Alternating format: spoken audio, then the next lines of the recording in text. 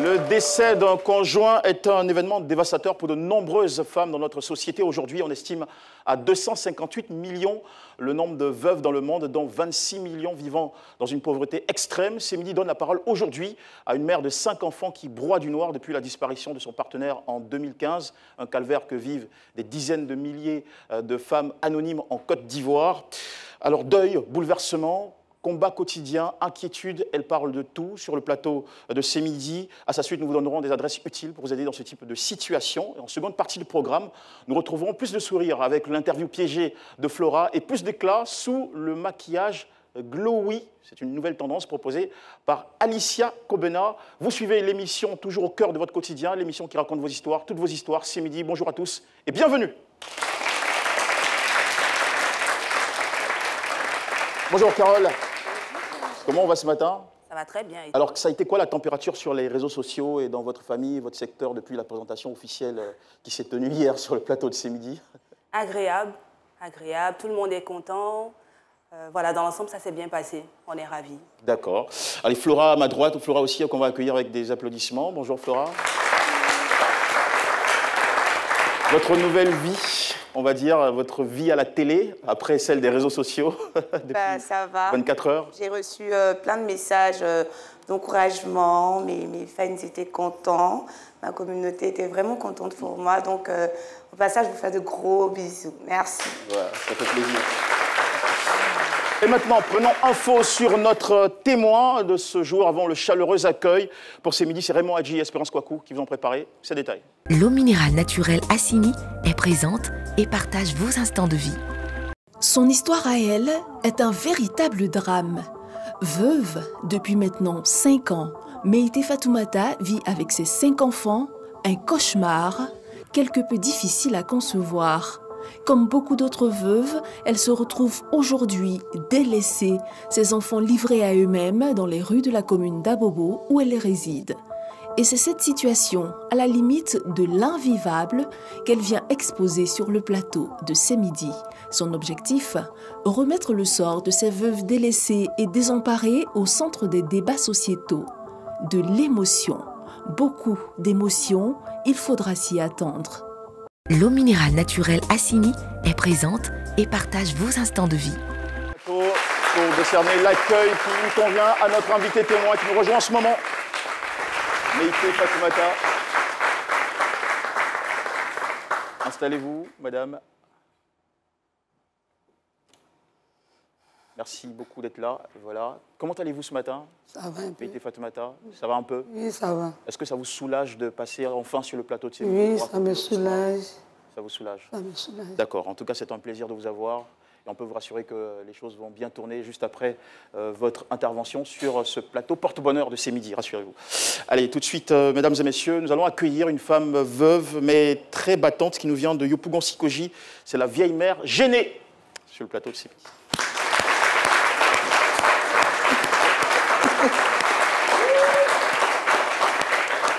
Ça va, bonjour, bonjour. Bonjour. Regarde, je m'assois où?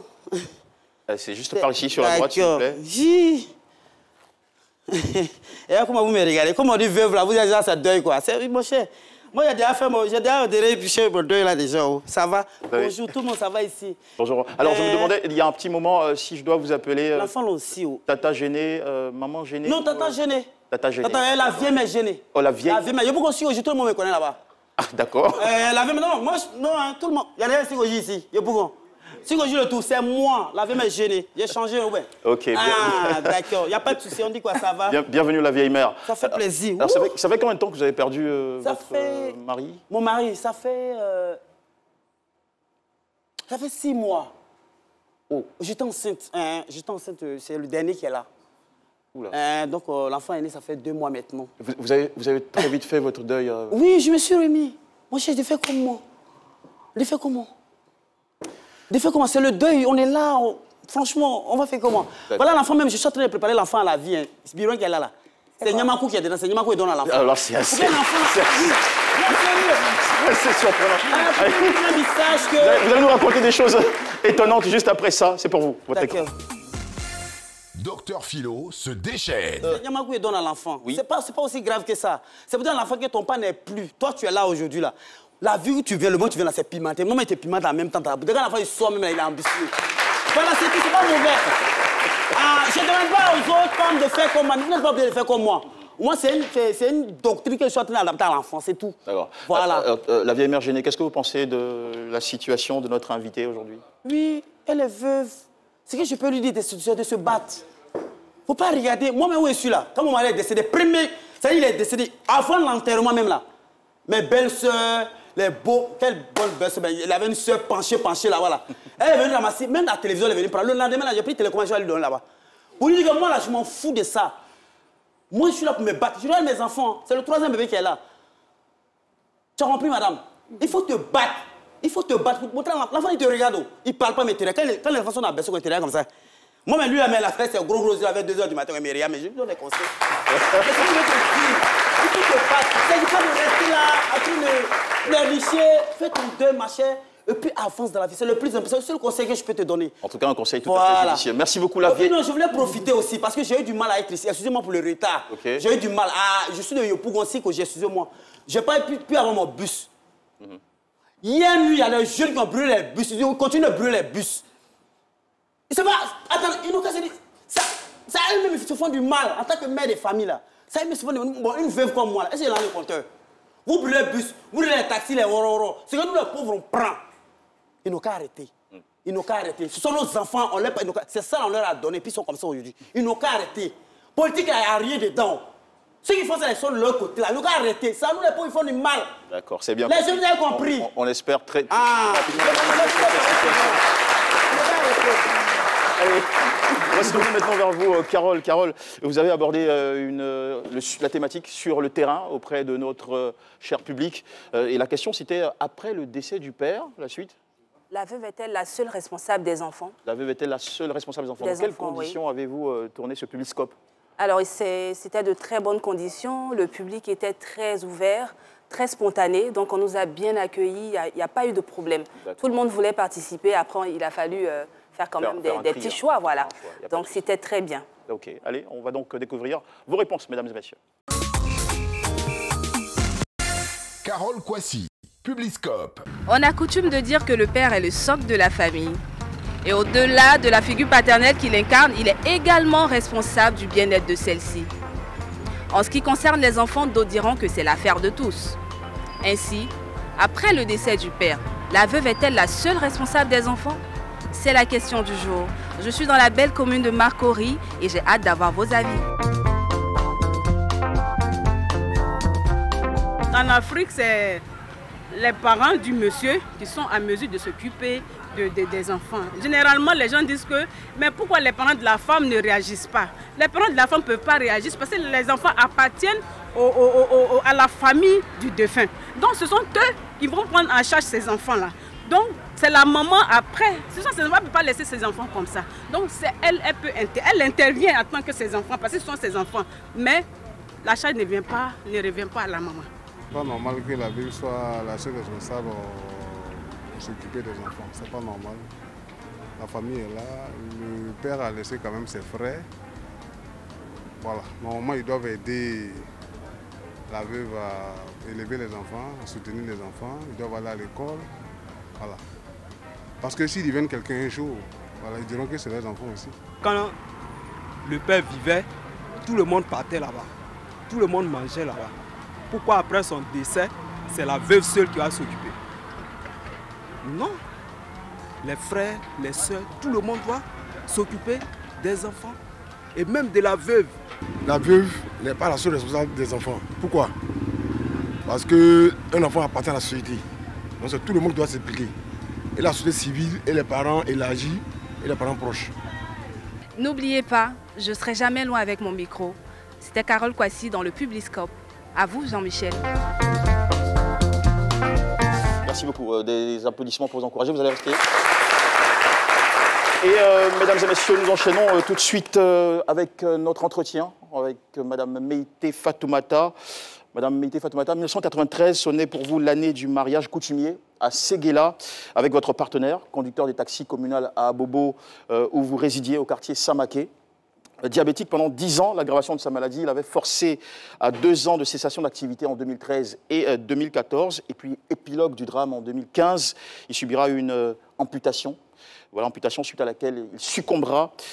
Malheureusement, vous vous retrouvez donc seule, veuve, sans soutien, avec 5 enfants à charge, un quotidien triste et assombri par de nombreuses difficultés que vous venez partager avec nous sur le plateau de C'est Midi. En tout cas, encore une fois, bienvenue. La première question, c'est comment est-ce que vous avez vécu cette période de maladie aux côtés de votre mari et surtout la période où il était obligé, condamné à la maison? La période où il était condamné à la maison, ce n'était pas facile pour nous. Je me battais de gauche à droite pour venir en l'aide, pour que je m'occupe des enfants. Alors lui, votre mari, qu'est-ce Il était à la maison. À la maison, c'était quoi les symptômes de sa maladie, les signes de sa maladie? Comment il souffrait la maladie? Il était diabétique, il ne pouvait pas sortir. Il ne pouvait pas sortir. Il était couché à la maison même.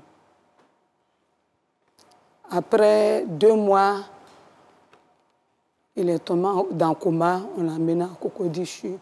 Après ça, il était à la maison toujours. Pendant 10 ans, il ne travaillait pas, il était à la maison.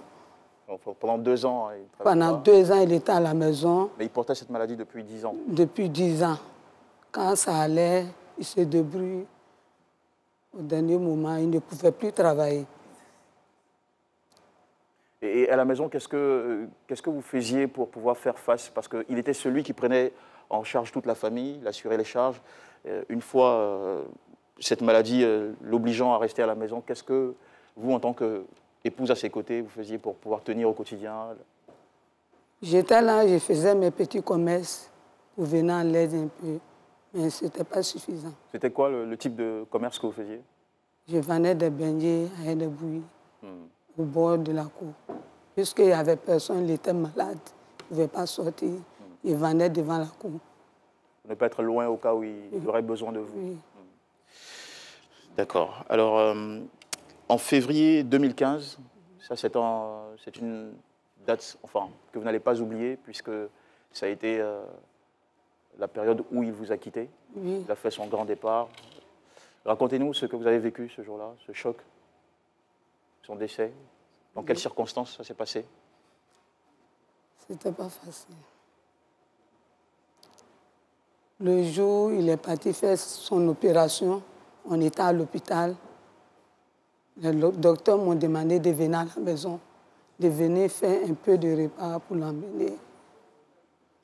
À mon retour, il avait déjà rendu là. Avant de venir, il me disait, va à la maison, va voir les enfants, tu as dormi ici, va voir les enfants, ils n'ont pas encore mangé. Donc, je suis venue à la maison. À mon retour, il avait déjà rendu là. On n'a pas pu parler. On n'a pas parlé. On n'a pas pu échanger des trucs, des paroles. Son souhait, toujours, c'était les enfants. Il se préoccupait beaucoup pour sa famille. De ses enfants. D'accord. Après le décès de votre mari, les choses ont drastiquement changé à la maison? Non, non. Les choses se sont compliquées à la maison? Non. Quand il est décédé, on a emmené le corps au village. On a laissé les enfants derrière nous. Quand on est parti au village, à nos retours, on était dans la maison, il n'y avait personne pour s'occuper de nous. Jusqu'à ce que le propriétaire de la cour nous mette dehors. Vous aviez des difficultés pour payer le loyer? Le loyer. Et tout ça, c'est parce que le commerce que vous faisiez ne vous rapportait pas assez pour pouvoir faire face à toutes ces charges? Oui, c'était peu. Pour m'occuper des enfants, plus que les enfants fréquentaient. Il n'y avait pas les moyens pour s'occuper de ces enfants, à la maison, à le loyer. Ce n'était pas facile pour moi. Flora? Vous parlez des enfants, vous en avez combien? 5. Quel âge ont-ils? La première, elle a 22 ans. Le second, 21 ans, 18 ans. Ils sont grands. Et ça, c'est l'âge qu'ils ont aujourd'hui, il ne faut pas oublier. Donc, il y a 5 ans, c'était différent, ils étaient encore beaucoup plus jeunes. Voilà. Et aujourd'hui, est-ce qu'ils vous aident par rapport à tout ce que vous traversez? Ou bien vous êtes toute seule à faire face à tous ces problèmes? Je suis toute seule à faire face. Je suis toute seule à faire face. Alors, vous avez eu beaucoup de peine à payer le loyer à cause de vos difficultés financières. Et en conséquence, vous avez été vidé. Oui. Vous êtes retourné en famille. En famille. À Bobo-Bessé. À Bobo-Bessé. Où vivent votre père et votre mère, qui sont vieux, âgés, enfin, malades. Oui. Je pense qu'il y en a un. Mon père est diabétique. Ma maman, elle est malade. Elle a la tension. Elle a du mal à marcher. Et donc vous êtes retourné là-bas avec tous vos enfants? Oui. Vous vivez avec eux? Je vis avec eux, avec les 5 enfants. C'est-à-dire que la situation s'est encore aggravée. Parce qu'aujourd'hui, vous prenez soin donc de vos parents et de vos enfants à la fois. Oui. Avec quelle activité? Toujours les mêmes activités. Attends, excusez-moi, vous retournez dans la grande famille. Oui. Et puis c'est vous avez perdu votre mari, oui. Vous retournez dans la grande famille, puis c'est vous qui occupez de ceux qui sont là-bas aussi encore. Non, à elle, la vieille, le vieux, qui sont vieux et vieilles. Ah, ok. Donc c'est... Mais enfant, c'est normal de... Mais l'aînée, elle a 22 ans, c'est cela. Oui. Elle ne vous aide pas du tout, même pour le commerce et tous les week-ends. Si elle m'aide, mais ça suffit pas. Ça suffit pas suffisant. Ils vont à l'école, toujours, vos enfants? Bon, avec le temps, avec la maladie, c'est 2 qui vont à l'école, le plus petit à la maison. Au-delà des parents, dans la grande famille, au-delà de vos enfants et puis des vieux, il y a des neveux là-bas, il y a des oncles. Non. Mais c'est vous seulement? Il y a mon petit frère.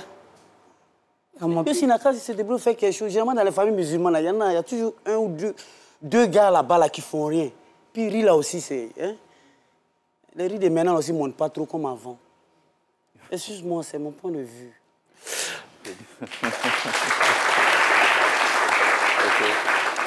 Allez, nous allons continuer d'échanger avec vous, Meïté Fatoumata. Quel a été le rôle de la belle famille dans toute cette situation que vous traversez? Est-ce qu'ils vous ont apporté, est-ce qu'ils vous assistent?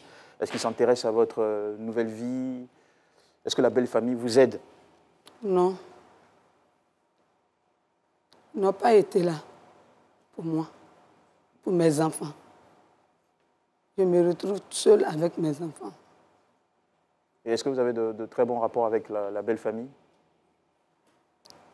Il n'y avait pas par l'avant. Après le décès de mon mari, on s'est séparés.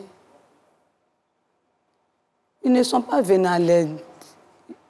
Ils ne se sont pas présentés. Pour dire qu'il y a des enfants de mon frère, il y a des enfants de mon petit frère ou grand frère que je dois m'occuper d'eux. Ils ne se sont pas présentés. Et au niveau de votre propre famille, est-ce que, comme disait Philo, il y a un petit moment, les neveux, les frères, les sœurs? Parce que vous avez des frères et sœurs, bien sûr. Oui, il y a des frères et sœurs. Au nombre de combien? Il y a des frères et sœurs au nombre de 4. D'accord. Est-ce qu'ils vous portent assistance dans... Bon, eux, ils sont des métiers. Si ça va, ils me font face. Il y a des moments, si ça ne va pas, je me retrouve seule. Ils font des petits métiers. Donc, si je comprends bien, c'est du côté de votre famille que vous recevez de temps en temps de l'aide. Mais du côté de votre époux? Non, il n'y a pas de l'aide. D'accord. Alors, est-ce qu'il arrive des moments où les enfants réclament leur papa? Si. Puisqu'il y a des moments où ils ont besoin de leur papa.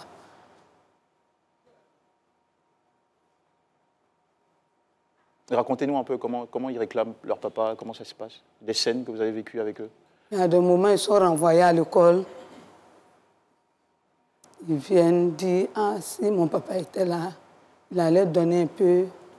Toi, tu allais donner un peu, on allait partir à l'école.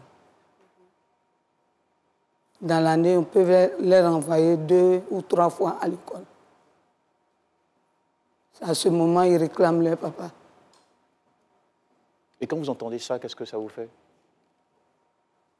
Souvent, je pleure. Souvent, je me ressaisis. Je les consomme. Je dis, Dieu est grand. Ça va aller un jour. Mais Quel type de relation les enfants avaient avec leur papa? Entre papa et les enfants, c'était comment? Avant qu'ils ne partent? Ils s'entendaient bien? Ils s'entendaient bien. Ils jouaient ensemble? Ils s'entendaient bien. Ils s'entendaient bien. Leur papa aimait trop les enfants. Il les aimait beaucoup? Il les aimait beaucoup. Il n'aimait pas voir ses enfants souffrir. Est-ce que la disparition de leur papa a modifié leur comportement? Est-ce qu'ils ont changé depuis que papa est parti? Non, ils n'ont pas changé. Ça les a donné des idées aussi. Puisque c'est moi, je suis la seule à faire face à leurs dépenses. Il y a des jours, les fériés, les samedis, ça ont poussé brouillette. Pour avoir payé les besoins. D'accord. Alors, vous avez beaucoup de difficultés aujourd'hui. Hein. Racontez-nous un peu les plus grandes difficultés que vous avez chaque jour au quotidien. Les plus grandes difficultés que j'ai aujourd'hui. Aujourd'hui, mon problème, c'est d'avoir un soutien pour mes enfants. Puisque ils ne sont pas entretenus. Les samedis où ils doivent étudier, les dimanches, ils sont obligés d'aller pousser pour être. C'est difficile pour moi de leur voir traverser ça. Je veux le soutien de mes enfants.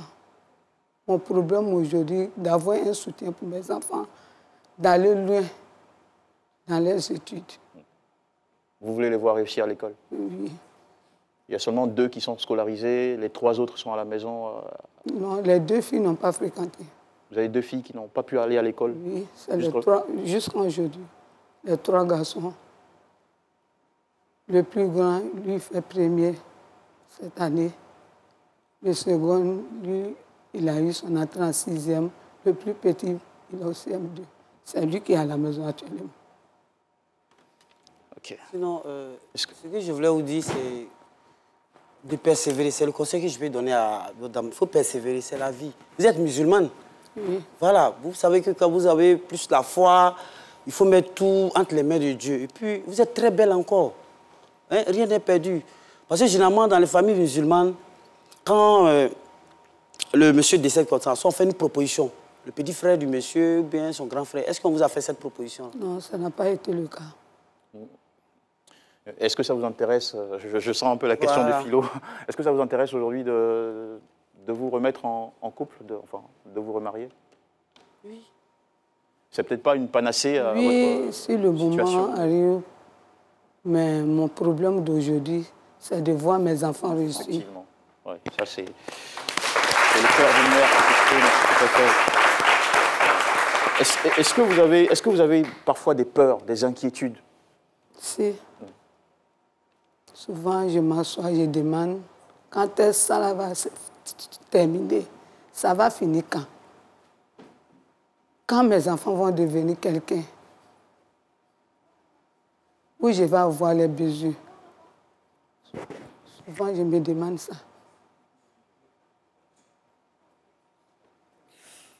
D'accord. Est-ce que vous avez tenté de demander de l'aide autour de vous, peut-être auprès d'associations, je ne sais pas, à la mairie ou dans la communauté autour? Non. Quand tout est compliqué, tout est difficile, est-ce qu'il n'y a pas des gens vers qui vous pouvez vous tourner? Non. Personne? Personne. Est-ce que vous êtes retourné dans votre belle famille? Parce que souvent, quand c'est difficile aussi, on se retourne. Est-ce que vous êtes allé voir dans votre belle famille, soit le frère à votre... Plus qu'on a été vidé de la maison. Et c'est venu d'eux, je veux dire, c'est la... Mais vous avez 5 enfants. C'était pas... Ah non, oui, on était dans la maison. Ils ont peu de précision utile, s'il vous plaît, Madame Meïté Fatoumata. Ils ont été vidés par leurs locataires. Ils ne vivaient pas dans la belle famille, ils vivaient chez eux, voilà, avec papa, maman, les enfants. Donc c'est suite au décès de son époux, de son mari, que n'ayant pas assez de moyens pour faire face à toutes les charges. Non, je comprends. Je veux dire que les parents de son mari, là, est-ce qu'elle a insisté un peu? Parce qu'avec 5 enfants, parfois, il y a, comme vous l'avez dit tout à l'heure, il y a des histoires de communauté. Soit on prend l'imam, aller vers, ah, j'ai 5 enfants, voilà le petit frère de mon mari, il n'est plus, faites quelque chose. Est-ce que vous avez entrepris cette démarche-là au moins? Ça n'a pas été le cas. Voilà. Souvent, il faut voir ça aussi. Souvent, ça aide. Tant pour un imam là même, là, allez réciter le Coran, là, il va vous aider. D'accord, ce sont des propositions que vous faites pour notre cher invité. Meïté Fatoumata, nous avons écouté avec beaucoup d'intérêt et puis avec un cœur aussi ému, hein, parce que c'est une situation très difficile que vous traversez. Quel est votre plus grand rêve aujourd'hui? Vous avez dit que c'est de voir vos enfants, la situation de vos enfants évoluer. Vous voulez aussi qu'ils retournent à l'école puisque... Oui. Oui, je veux que mes enfants fréquentent. Alléluia. Pourquoi les 2 premières, elles ne sont pas allées à l'école? C'était par faute de moyens ou bien? Oui, c'était par faute de moyens. D'accord. D'accord. Est-ce que vous voulez lancer un appel? Je salue tout le monde. Je vais dire à la communauté de m'aider. D'accord. De m'aider. Mon problème d'aujourd'hui, ce sont mes enfants. Je vais voir mes enfants fréquenter, aller à l'école. Pour ne pas qu'ils se trouvent un jour à la rue. Merci. Moi, je voudrais savoir, en dehors de l'école, par exemple, aujourd'hui, il y a plusieurs domaines où on peut exceller. Donc, en dehors de l'école, si vous avez des propositions dans d'autres domaines, est-ce que ça vous intéresserait pour vos enfants? Par exemple, que vos enfants apprennent un métier. Si l'occasion se présente. D'accord. Si l'occasion se présente. Okay. Et vous, votre activité, vous avez dit que votre activité ne vous rapporte pas grand-chose. Est-ce que vous souhaitez peut-être changer d'activité ou vous avez besoin d'un appui financier, une subvention pour faire, pour développer votre activité? Parce que vous vendez des beignets, c'est ça? Oui. Vous souhaiterez faire quoi comme autre activité, peut-être? Non. C'est la commerce des beignets. J'ai été dedans pendant plusieurs années. Je suis habituée à ça. D'accord. Donc, vous voulez peut-être qu'on agrandisse pour moi. D'accord, il n'y a pas de souci. En tout cas, merci beaucoup, Madame Meïté Fatoumata. Vous vous préparez à me poser une question. Votre témoignage, Mesdames et Messieurs, le témoignage de Madame Meïté Fatoumata est, à ce midi aujourd'hui, repose l'épineuse question de la condition des veuves en situation de précarité avec des enfants en proie aux difficultés. Elles sont nombreuses à vivre ce genre de réalité aujourd'hui. C'est l'occasion de rappeler que les prises en charge pour ce type de cas sociaux sont rares dans notre pays aujourd'hui. Des efforts publics et d'ONG existent, mais beaucoup reste encore à faire, surtout en termes de protection sociale, de défense des droits des veuves, d'accès à des formations, à de l'accompagnement, du soutien financier et aussi aux AGR. Les AGR, ce sont les activités génératrices de revenus. Donc la situation est telle que nous devons tous nous impliquer. Voilà, si vous avez autour de vous une veuve, des orphelins, faites un geste pour nous aider à avoir une société plus, disons, plus généreuse, voilà, plus solidaire. Et les veuves et les orphelins sont des personnes très vulnérables qui ont besoin de nous. Alors si vous ne savez pas comment aider une veuve ou des orphelins, vous pouvez soutenir une association qui le fait déjà bien. Il y en a plusieurs qui existent autour de nous. Et puis, si vous avez des droits en tant que veuve qui sont bafoués, nous allons tout de suite vous donner le nom d'une organisation, une association qui existe, qui a 30 ans d'expérience, qui est très reconnue en Côte d'Ivoire. Si vous êtes aussi une veuve en difficulté, c'est ce que nous allons faire. Nous allons vous recevoir tout à l'heure dans le bureau de ce midi après l'émission et vous donner leur numéro de téléphone. Mais retenez déjà ça, l'Association des femmes juristes de Côte d'Ivoire. Encore une fois, l'Association des femmes juristes de Côte d'Ivoire. Le siège est au Plateau. C'est une association qui a même déployé ce qu'ils appellent des cliniques juridiques. Ce sont des unités mobiles dans plusieurs villes de Côte d'Ivoire qui vont à la recherche des femmes dans ce genre de réalité-là pour les aider, surtout les accompagner sur un plan juridique. Quelles que soient vos difficultés en tant que veuve, vous pouvez recourir à cette association qui, en fonction de la spécificité de votre cas, saura vers où vous conduire. Donc encore une fois, n'oubliez pas l'Association des femmes juristes de Côte d'Ivoire. Merci beaucoup, Meïté Fatoumata. On vous souhaite une très bonne journée. Et puis aussi, on embrasse la famille. La situation va, je vous l'ai dit, changer juste après ce plateau, c'est promis. Et puis, tout de suite, cette émission se poursuit juste après la minute commerciale sur RTI 1. Les premiers gestes du matin sont essentiels pour bien démarrer la journée. L'eau minérale naturelle Assini participe à votre équilibre et vous mettiez en pleine forme. Tout au long de vos journées de travail, Assini est à votre portée. Assini fait partie de vos moments de partage avec vos amis. Assini partage vos instants de complicité en famille. Au sport, au bureau, entre amis ou en famille, l'eau minérale naturelle Assini est présente et partage vos instants de vie. Un produit NBC. Nous sommes en retour de pub sur RTI1 et en direct sur Tout. Vous suivez l'émission où on vous donne la parole, on vous écoute, on vous accompagne au quotidien. L'émission indispensable, c'est midi sur RTI1. Et très bonne nouvelle, à la suite du témoignage en première partie de Meïté Fatoumata. La bonne nouvelle, c'est que Hassan Hayek, vous avez déjà entendu parler de Hassan Hayek ? D'accord. En tout cas, il est très spontané face à ce type de cas. Il vient de nous passer un coup de fil pour nous dire qu'il vous offre 200 000 francs CFA, madame.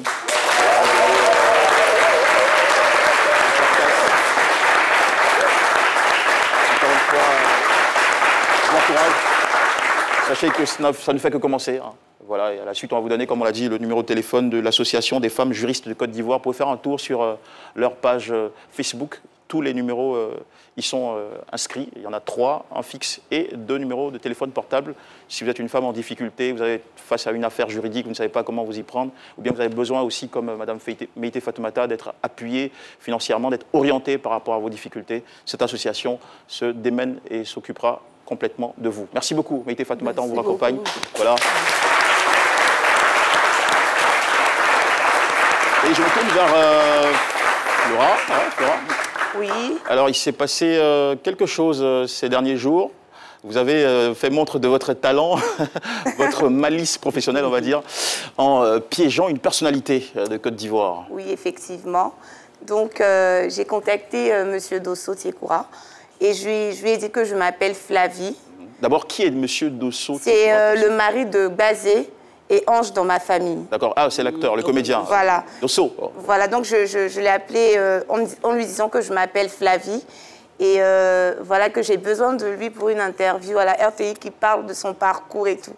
Donc il était tout chaud, motivé, il est venu pour franchement parler de tout ce qu'il a fait, mais bon. Je ne sais pas pourquoi après il n'était pas très content. Je ne sais pas ce que je lui ai fait. Je vous laisse découvrir.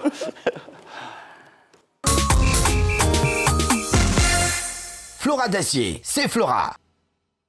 Dosso Tiekoura, bonjour. Bonjour.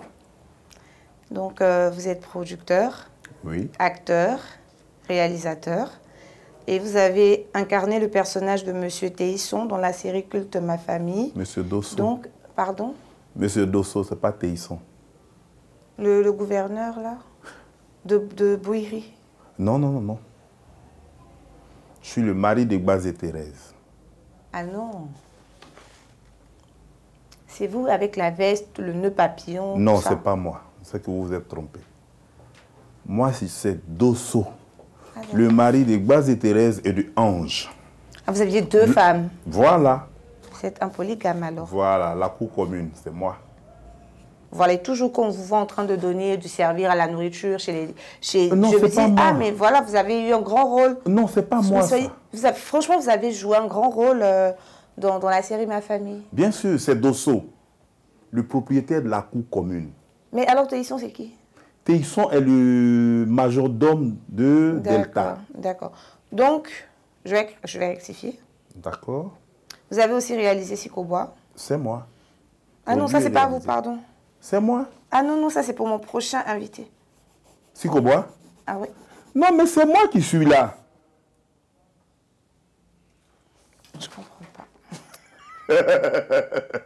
Le prochain invité, c'est qui?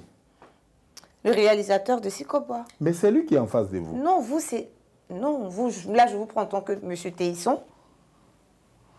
Mais vous vous êtes trompé. Théisson, il est à part. Je ne comprends pas, parce que là, j'ai fait des recherches sur vous et vous me donnez l'impression d'avoir bâclé mon travail. Je ne vous donne pas l'impression, je vous dis la vérité. Je vous dis la vérité. Parce que si je fais l'interview en tant que quelqu'un que je ne suis pas, je vous trompe, vous. Je ne sais pas si vous me saisissez. Je n'ai pas l'habitude de ça. Moi, je ne fais pas du faux, moi. Sinon, Téisson, je sais pas. Téisson, c'est pas moi. Donnez mon téléphone. Je vais mettre le haut-parleur tout à l'heure. La première dame, tu peux dire mon nom, s'il te plaît? Tu peux dire mon nom, il y a quelqu'un qui t'écoute. Dosso. Qu'est-ce que j'ai fait dans ma famille? Dosso? Oui. Mais j'étais le mari de Ange Bazé et mon beau-frère. Téisson est qui? Il est le majordome de Bouillerie et Delta. Il travaille là-bas. Qui a produit Sikobois? Moi, j'ai ton film. C'est toi. D'accord. Merci. Merci. Merci beaucoup. Donc, je crois qu'on a fait le tour. Ah bon? On a parlé de votre carrière. Vous avez parlé de ma carrière? Oui. Avec, en quoi disant? Tout ce qu'on a dit. Donc, je vous remercie d'avoir accepté mon invitation. Mais attends. Je comprends rien, moi. Hein? Mais attends. C'est quelle interview on a fait, au fait? Vous, tu peux, hein, je crois que j'ai dit, tu peux couper? Tout est dans la boîte. Oh, attends. C'est une farce! Je comprends pas. D'accord, tu peux couper alors.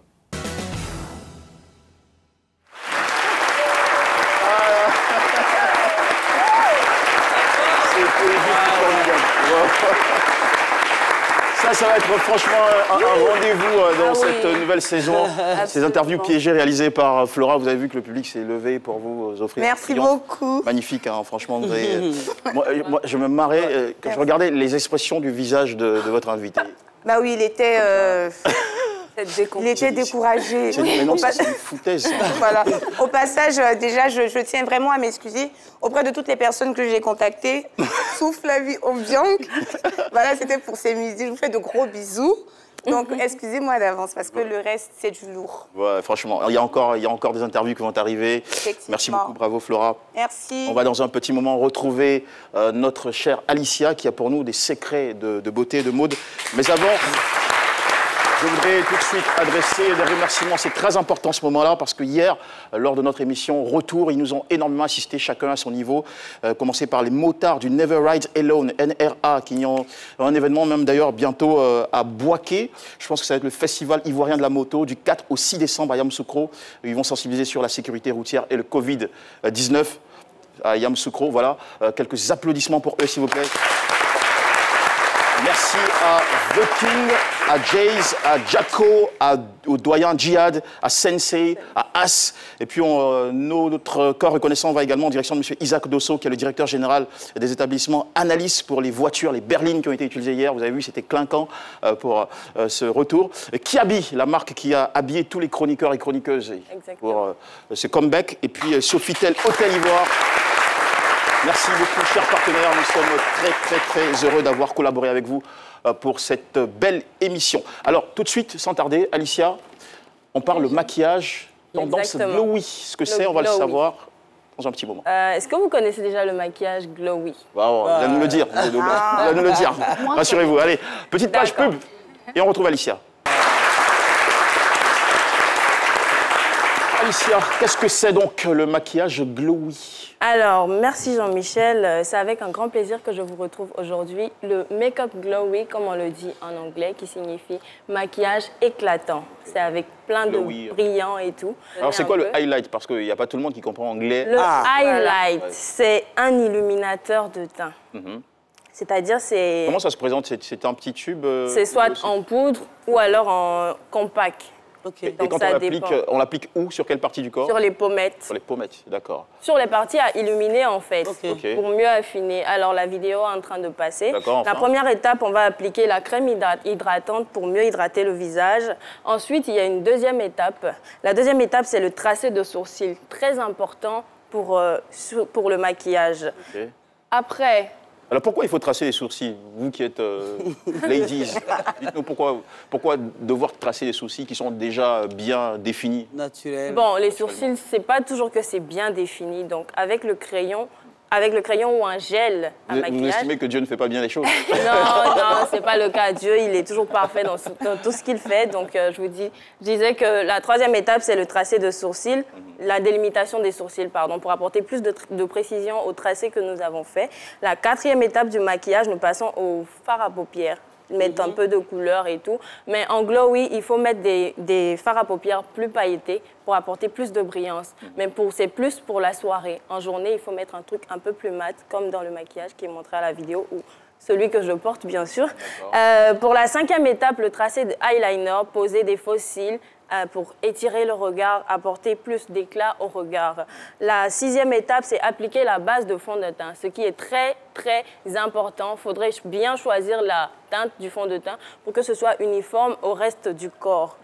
Après l'application du fond de teint, on va passer à l'étape du contouring.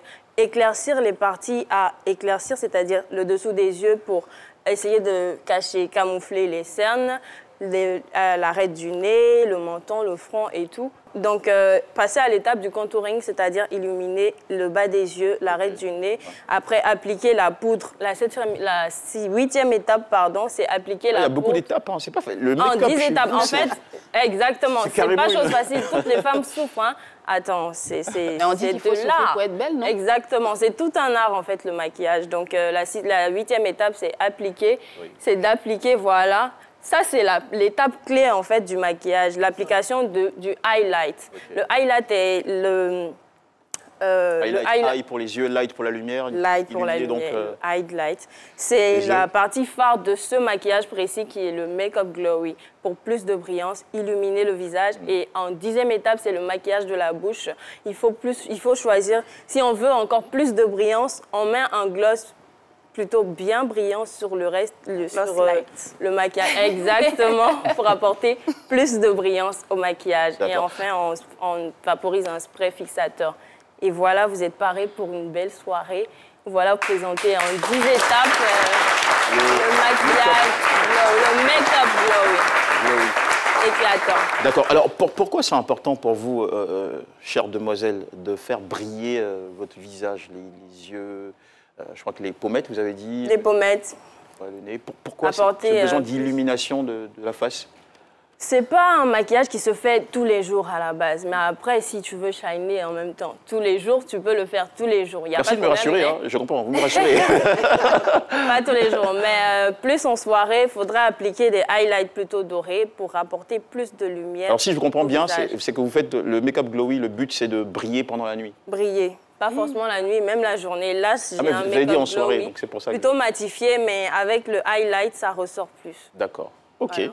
Bah, c'est bien compris. Pour moi, par exemple, la vieille mère, oui. Est-ce que vous utilisez parfois du maquillage glowy? Non, tout ce qu'elle a dit là, même 10 étapes, là, c'est en combien de minutes?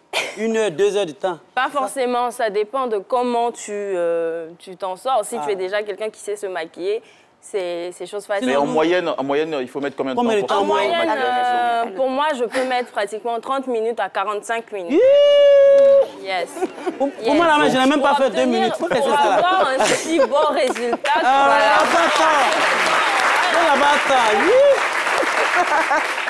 Non, mais il y a un peu de glowy sur les yeux. Ça, là, je vois un peu de paillettes sur les yeux. Ça va. Elle s'est trompée pour glower, moi. Sinon, moi, 3 minutes à ici, on n'a pas temps. La vieille mère n'a pas besoin de glower. La vieille mère. Bon, en même temps, pour les personnes qui ont de l'hyperpigmentation comme moi, par exemple, parce que c'est vrai, je suis noire. Vous êtes hyperpigmentée. Voilà, j'ai de l'hyperpigmentation, c'est-à-dire que pour les personnes qui ont la peau noire comme moi, il y a des zones qui sont un peu plus foncées. Trop de mélanine. Voilà, où il y a plus de mélanine en fait. Voilà, donc il faut trouver vraiment, comme elle a dit, la bonne base. La bonne base. Illuminer là où il faut pour donner vraiment un résultat uniforme. Donc c'est très important. D'accord. Voilà pourquoi on met autant de temps. Autant de temps, 45 minutes, 1 heure à vous attendre. 45, c'est trop pour moi, par contre. Vous allez plutôt sur combien de temps? Ça dépend. 30 minutes, parce que je ne suis pas très maquillage, mais il faut quand même... Et quand vous le faites, c'est pour quelle raison, quand vous illuminez votre... Quand je l'illumine, c'est pour donner un petit peu de peps. Voilà. Exactement, du peps au maquillage. Il a arrêté là, c'est pas chez maquillage, c'est pas chez garçon, c'est tout. Allez, illumination, flash, ne vous gênez pas. À travers la pub, tout de suite, on se retrouve juste après, mesdames et messieurs.